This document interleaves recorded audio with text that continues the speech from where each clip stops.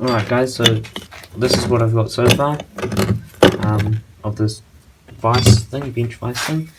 So I made it it's really simple. It's just 2 bolts in nuts, 2 pieces of flat stock and some rebar. It's really easy to use. You could just drill some holes in the bottom here, screw it down to your bench, and you just tie these nuts down. You can put flat stock just in here. It doesn't quite go all the way down.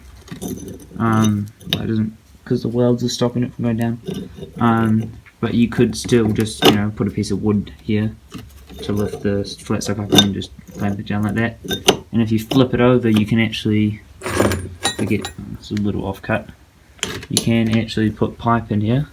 So you just turn this around, and then you can clamp down on pipe, because it's quite hard to use a normal clamp to clamp down on pipe. So you just put it in between there and it holds the pipe in place. So yeah, this is it. I might paint it, but I don't think I'll do any video, I won't show it off once it's painted. I'll finish the video here. So yeah, if you liked the video, press the like button. If you haven't subscribed already, subscribe.